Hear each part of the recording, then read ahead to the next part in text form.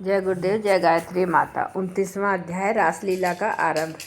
श्री सुखदेव जी कहते हैं, परीक्षित, शरद ऋतु थी, उसके कारण बेला, चमेली आदि सुगंधित पुष्प खिलकर मुँह महक रहे थे। भगवान ने श्री चीरहरण के समय गोपियों को जिन रात्रियों का संकेत किया था, वे सब की सब पंचीभूत होकर एक ही रात्रि के रूप में उल्लसित हो रही थीं। भगवान ने उन्हें देखकर दिव्य बनाया। गोपियाँ तो चाहती ही थीं, अब भगवान ने भी अपनी अचिंत्य महाशक्ति योग माया के सहारे उन्हें निमित्त बनाकर रसमयी रास क्रीड़ा करने का संकल्प किया। अपना होने पर भी उन्होंने अपने प्रेमियों की इच्छा पूर्ण करने के लिए मन स्वीकार किया। भगवान के संकल्प करते ही चंद्रदेव ने प्राची दिशा के मुखमंडल पर अपने शीतल विरण रूपी कर कमलों से लालिमा की रोली केसर मल दी।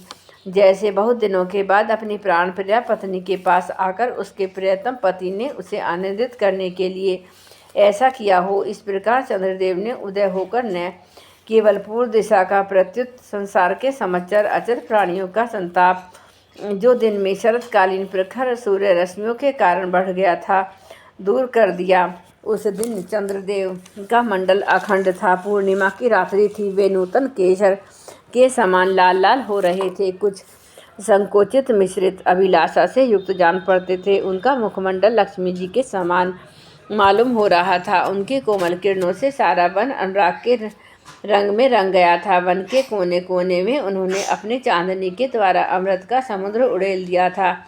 भगवान श्री कृष्ण ने अपने दिव्य ज्वल रसक के उद्दीपन की पूरी सामग्री उन्हें और उस वन को देकर अपने बांसुरी पर व्रज सुंदरियों के मन को हरण करने वाली कामबीज कली की अस्पष्ट एवं मधुर तान छेड़ी। भगवान का यह बंसी वादन भगवान के प्रेमी को उनके मिलन की लालसा का अत्यंत उकसाने वाला था, बढ़ाने वाला था। यूँ तो श्याम सुंदर जी ने पहले से ही गोपियों के मन को अपने वश में कर रखा था। अब तो उनकी मन की सारी वस्तुएं भय, संकोच, धैर्य, मर्यादा आदि की वृत्तियां भी छीन ली। वंशीधर ने सुनते ही उनका चित्र विचित्र गति हो गई। जिन्होंने एक साथ साधना की थी श्री कृष्ण को पति के रूप में पाने के लिए, वे गोपियां भी एक दूसरे को सूचना न देकर, यहाँ तक कि एक दूसरे से अपनी चेष्टा को छिपाकर जहाँ वे थे वहाँ के लिए चल पड़ी। परीक्षित, वे इतने वेग से चली थी कि उनके कानों के कुंडल झोंके खा रहे थे। वंशीधर ने सुनकर जो गोपियां दूध दूह रही थी, वे अत्यंत उत्सुकता बस दूध दोहना छोड़कर चल पड़ी। जो चूल्हे पर दूध उठा रही थी, वे उफनता हुआ दूध छोड़कर, और जो लपसी पका रही थी, वे पकी हुई लपसी उतारे ही ज्यों की त्यों छोड़कर चल दी। जो भोजन परोस रही थी, वे परोसना छोड़कर, जो छोटे बच्चों को दूध पिला रही थी, वे दूध पिलाना छोड़कर, जो पतियों की सेवा शुश्रूषा कर रही थी, वे सेवा शुश्रूषा छोड़कर, और जो स्वयं भोजन खा रही थी, वे भोजन करना छोड़कर अपने कृष्ण प्यारे के पास चल पड़ी। कोई कोई गोपी अपने शरीर में अंगराग चंदन उबटन लगा रही थी और कुछ आँखों में अंजन लगा रही थी। वे उन्हें छोड़कर तथा उल्टे पलटे वस्त्र धारण करके श्री कृष्ण के पास पहुँचने के लिए चल पड़ी। पिता और पतियों ने, भाई और जाति बंधुओं ने उन्हें रोका, उनकी मंगलमयी प्रेम यात्रा में विघ्न डाला, परंतु वे इतनी मोहित हो गई थी कि रोकने पर भी न रुकी न रुक सकी। रुकती कैसे? विश्व मोहन श्री कृष्ण ने उनके प्राण, मन और आत्मा सब कुछ का अपहरण जो कर लिया था। परीक्षित, उस समय कुछ गोपियां घरों के भीतर थीं। उन्हें बाहर निकलने का मार्ग ही न मिला। तब उन्होंने अपने नेत्र मूंद लिए और बड़ी तन्मयता से कृष्ण जी के सौंदर्य, माधुर्य और लीलाओं का ध्यान करने लगी। परीक्षित, अब अपने परम प्रियतम को श्री कृष्ण के ऐसे विरह की वेदना से उनके हृदय में इतनी व्यथा, इतनी जलन हुई कि उनमें जो कुछ अशुभ संस्कार का लेश मात्र अवशेष था, वह भस्म हो गया। इसके बाद तुरंत ही ध्यान लग गया। ध्यान में उनके सामने भगवान श्री कृष्ण प्रकट हुए। उन्होंने मन ही मन बड़े प्रेम से, बड़े आवेग से उनका आलिंगन किया। उस समय उन्हें इतना सुख और इतनी शांति मिली कि उनके सब पुण्य के संस्कार एक साथ ही क्षीण हो गए। परीक्षित, यद्यपि उनका उस समय श्री कृष्ण के प्रति जोर भाव भी था, तथापि कहीं सत्य वस्तु भी भाव की अपेक्षा रखती है। जिन्होंने जिनका आलिंगन किया, चाहे किसी भी भाव से किया हो, वे स्वयं परमात्मा ही तो थे। इसलिए उन्होंने पाप और पुण्य का कर्म के परिणाम से बने हुए गुणमय शरीर का परित्याग कर दिया। भगवान की लीलाओं में सम्मिलित होने के योग्य दिव्य अपराकृत शरीर प्राप्त कर लिया। इस शरीर से भोग भोगे जाने वाले कर्म बंधन तो ध्यान के समय ही छिन्न भिन्न हो चुके थे। राजा परीक्षित ने पूछा, भगवान, गोपियाँ तो भगवान श्री कृष्ण को केवल अपना परम प्रियतम ही मानती थीं, उनका उनमें ब्रह्म भाव नहीं था। इस प्रकार उनकी दृष्टि प्राकृत गुणों में आसक्त दिखती थी। ऐसी स्थिति में उनके लिए गुणों के प्रभाव रूप इस संसार के निर्वत कैसे संभव हुई? श्री सुखदेव जी ने कहा, परीक्षित, मैं तुमसे पहले ही कह चुका हूँ कि चेदीराज शिशुपाल भगवान के प्रति द्वेष भाव रखने पर भी अपने प्राकृत शरीर को छोड़कर अप्राकृत शरीर से उनका पार्षद हो गया। ऐसी स्थिति में जो समस्त प्रकृति और उसके गुणों से अतीत भगवान के श्री कृष्ण की प्यारी है, उनसे अनन्य प्रेम करती है, वे गोपियाँ उन्हें प्राप्त हो जाएं, इसमें कौन सी आश्चर्य की बात है? परीक्षित, वास्तव में भगवान प्रकृति संबंधी हैं, वृद्ध विनाश हैं, प्रमाण प्रमेय और गुण भाव से रहित हैं, वे अचिंत्य हैं। उन्होंने यह जो अपने को तथा अपनी लीला को प्रकट किया, उसका प्रयोजन केवल इतना ही है कि जीव उसके सहारे अपना परम कल्याण संपादन करे। इसलिए भगवान से केवल संबंध हो जाना चाहिए। वह संबंध चाहे जैसा हो, काम का हो, क्रोध का हो या भय का हो, स्नेह नातेदारी या सौहार्द का हो, चाहे जिस भाव से भगवान में नित्य निरंतर अपनी वृत्तियाँ जोड़ दी जाएं, वे भगवान से ही जुड़ती हैं। इसलिए वृत्तियाँ भगवान में हो जाती हैं और उस जीव को भगवान की ही प्राप्ति होती है। परीक्षित, तुम्हारे जैसे परम भागवत भगवान का रहस्य जानने वाले भक्त को श्री कृष्ण के संबंध में ऐसा संदेह नहीं करना चाहिए। योगेश्वरों के भी ईश्वर अजन्मा भगवान के लिए भी यह कोई आश्चर्य की बात है कि अरे, उनके संकल्प मात्र से, बहुओं के इशारे से सारे जगत का कल्याण हो जाता है। जब भगवान श्री कृष्ण ने देखा कि ब्रज की अनुपम विभूतियाँ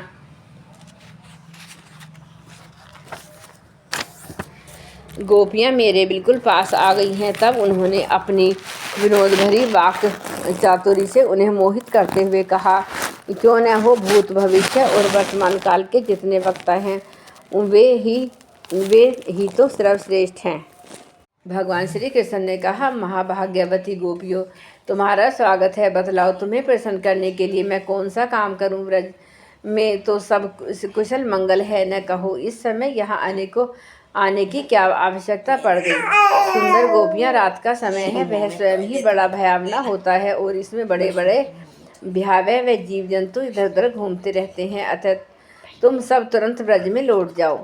रात के समय घोर जंगल में स्त्रियों को नहीं रुकना चाहिए। तुम्हें न देखकर तुम्हारे माँ बाप, पति, पुत्र और भाई बंधु ढूंढ रहे होंगे। उन्हें भय में न डालो। तुम लोगों ने रंग बिरंगे पुष्पों से लदे हुए इस वन की शोभा को देखा। पूर्ण चंद्रमा की कोमल रश्मियों से यह रंगा हुआ है, मानो उन्होंने अपने हाथों से चित्रकारी की हो, और यमुना जी के जल का स्पर्श करके बहने वाले शीतल शमीर की मंद मंद गति से हिलते हुए ये वृक्षों के पत्ते तो इस वन की सब कुछ देख लिया है। और अब देर मत करो, शीघ्र से शीघ्र ब्रज में लौट जाओ। तुम लोग कुलीन स्त्री हो और स्वयं भी सती हो। जाओ, अपने पतियों की और सतियों की सेवा शुश्रूषा करो। देखो, तुम्हारे घर के नन्हे नन्हे बच्चे गाँव के पीछे बछड़े रंभा रहे हैं, उन्हें दूध पिलाओ और गोए दुहो। अथवा यदि मेरे प्रेम से परवश होकर तुम लोग यहाँ आई हो तो इसमें कोई अनुचित बात नहीं है। यह तो तुम्हारे योग्य ही है, क्योंकि जगत के पशु पक्षी तक मुझसे प्रेम करते हैं, मुझे देखकर प्रसन्न होते हैं। कल्याणी गोपियों, स्त्रियों का परम धर्म यही है कि वे पति और उसके भाई बंधुओं की निष्कपट भाव से सेवा करें और संतान का पालन पोषण करें। जिन स्त्रियों को उत्तम लोक प्राप्त करने की अभिलाषा है, वे पातकी को छोड़कर और किसी भी प्रकार पति का परित्याग न करें, भले ही वह बुरे स्वभाव वाला, भाग्यहीन, वृद्ध, मूर्ख, रोगी या निर्धन ही क्यों न हो। कुलीन स्त्रियों के लिए जार पुरुष की सेवा सब तरह से निंदनीय ही है। यह कुकर्म सेवा तो अत्यंत तुच्छ क्षणिक ही है। इसमें प्रत्यक्ष वर्तमान में भी ये कष्ट ही कष्ट है। मोक्ष आदि की तो बात ही कौन करे। यह साक्षात परम भय नरक आदि का हेतु है। गोपियाँ मेरी लीला और गुणों के श्रवण से, रूप के दर्शन, उन सब के कीर्तन और ध्यान से मेरे प्रति जैसे अनन्य प्रेम की प्राप्ति होती है, वैसे प्रेम की प्राप्ति पास रहने से ही नहीं होती। इसलिए तुम लोग अभी अपने अपने घर लौट जाओ। श्री सुखदेव जी कहते हैं, परीक्षित, भगवान श्री कृष्ण का यह अपर्याय भाषण सुनकर गोपियाँ उदासीन हो गईं। उनकी आशा टूट गई। वे चिंता के अथाह एवं अपार समुद्र में डूबने उतरने लगी। उनके बिंबाफल पके हुए कुंदरू के समान लाल लाल अधशोक के कारण चलने वाली लंबी लंबी और गर्म सांस से सूख गए। उन्होंने अपने मुंह नीचे की ओर लटका लिए। वे पैर के नखों से धरती को रेतने लगी। नेत्रों से दुख के आंसू बह बहकर काजल के साथ वक्ष स्थल पर पहुंचने लगे और वहां केशर को धोने लगे। उनका हृदय दुख से इतना भर गया कि कुछ बोल न सकी, चुपचाप खड़ी रह गईं। गोपियों ने अपने प्यारे श्याम सुंदर के लिए सारी कामनाएं, सारे भोग छोड़ दिए। श्री कृष्ण ने उनका अनंत अनुराग परम प्रेम था। जब उन्होंने अपने प्रियतम श्री कृष्ण की यह निष्ठुरता से भरी बात सुनी, जो बड़ी ही अप्रिय मालूम हो रही थी, तब उन्हें बड़ा दुख हुआ। आंखें रोते रोते लाल हो गईं, आंसुओं के मारे रुंध हो गईं। उन्होंने धीरज धारण करके अपनी आंखों के आंसू पोछे और फिर प्रणय कोप के कारण वे गदगद वाणी से कहने लगी। गोपियों ने कहा, प्यारे कृष्ण, तुम घट व्यापी हो, हमारे हृदय की बात जानते हो। तुम्हें इस प्रकार निष्ठुरता भरे वचन नहीं कहने चाहिए। हम सब कुछ छोड़कर केवल तुम्हारे चरणों में ही प्रेम करती हैं। इसमें संदेह नहीं है कि तुम स्वतंत्र और हठीले हो, तुम पर हमारा कोई वश नहीं है।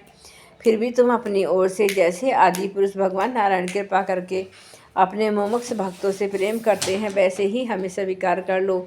हमारा त्याग मत करो। प्यारे श्याम सुंदर, तुम सब धर्मों का रहस्य जानते हो। तुम्हारे यह कहना कि अपने पति, पुत्र और भाई बंधुओं की सेवा करना ही स्त्रियों का सर्वधर्म है, अक्षर ठीक है, परंतु इस उपदेश के अनुसार हमें तुम्हारी सेवा करनी चाहिए, क्योंकि तुम ही सब उपदेशों के पद चरम लक्ष्य हो, साक्षात भगवान हो। तुम ही समस्त शरीरधारियों के सुहृद हो, आत्मा हो और परम प्रियतम हो।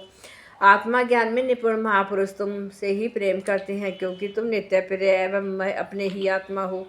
अनित्य एवं दुखद पति, पुत्र आदि से क्या प्रयोजन परमेश्वर, इसलिए हम पर प्रसन्न हो कृपा करो। कमल नयन के चिरकाल से तुम्हारे पति पृथ्वी पाली पोषी आशा अभिलाषा के लहलाती लता का छेदन मत करो। मनमोहा, कब तक तुम हमारा चित्त धर के घर के काम धंधों में लगा रहता था, इसी से हमारे हाथ में उनमें रमे हुए थे, परंतु तुमने हमारे देखते देखते हमारा चित्त लूट लिया है। इसमें तुम्हें कोई कठिनाई भी नहीं उठानी चाहिए। तुमने तो सुखपूर्वक, तुम सुख स्वरूप हो न, परंतु अब तो हमारी गति मति निराली हो गई है।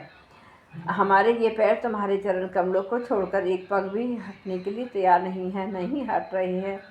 फिर हम ब्रज में कैसे जाए, और यदि वहाँ जाए भी तो क्या करें? क्या प्राण वल्लभ, हमारे प्यारे प्यारे सखा, तुम्हारी मंद मंद मधुर मुस्कान, प्रेम भरी चितवन, तुम्हारे संगीत ने हमारे हृदय तुम्हारे प्रेम और मिलन की आग धधका दी है। उसे तुम अपने अधरों की रस धारा से बुझा दो, नहीं तो प्रियतम, हम सच कहती हैं, तुम्हारा विरह व्यथा की आग से हम अपने अपने शरीर जला डालेंगे और उनका ध्यान के कारण तुम्हारे चरण कमलों में प्राप्त करेंगी। आत्मज्ञान में निपुण महापुरुष तुमसे ही प्रेम करते हैं, क्योंकि तुम नित्य प्रेम एवं अपने ही आत्मा हो। अनित्य एवं दुखद पति, पुत्र आदि से क्या प्रयोजन है परमेश्वर, इसलिए हम पर प्रसन्न हो कृपा करो। कमलनयन, चिरकाल से तुम्हारे पति पृथ्वी पाली पोषी आशा अभिलाषा की लहलाती लता का छेदन मत करो। मनमोहन, अब तक हमारा चित्त घर के काम धंधों में लगता था, इसी से हमारे हाथ में भी उनमें रमे हुए थे, परंतु तुमने हमारे देखते देखते हमारा यह चित्त लूट लिया। पोज कर दो। बोलने नहीं दोगे तुम, सोच के बैठो।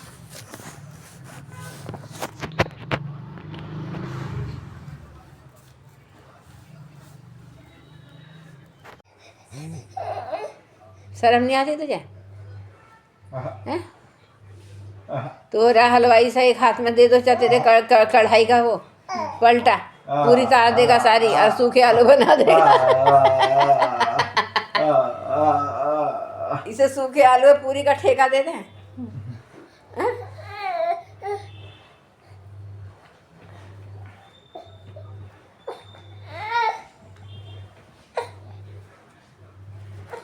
तो बोलो, मैं ये जो आग लगाई है इसमें इसकी FIR कर दूं क्या? नहीं, नहीं करनी चाहिए ना। कुछ नुकसान थोड़ी हुआ, कुछ हुआ तो नहीं। रहने दो। होता है ना, करते नहीं सब। हाँ, अपने Recording। लेवल पे हैंडल कुछ चोरी हो गया। हाँ, कुछ तो कुछ समय हुआ।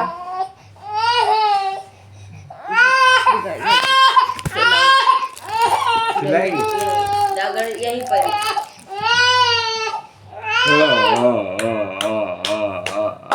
अगर तुम आना करो और मैं पढ़ दूँ तो जरा चुप रही है ना।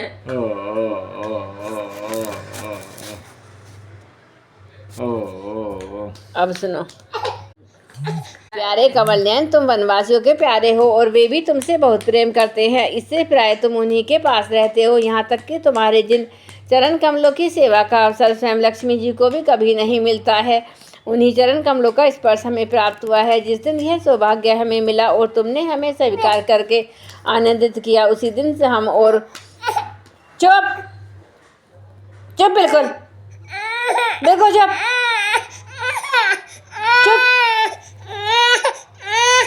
चुप पानी पिला ले इसे, इसे कभी प्यासी लग रही हो। देखो। हाँ, गर्मी भी है ना।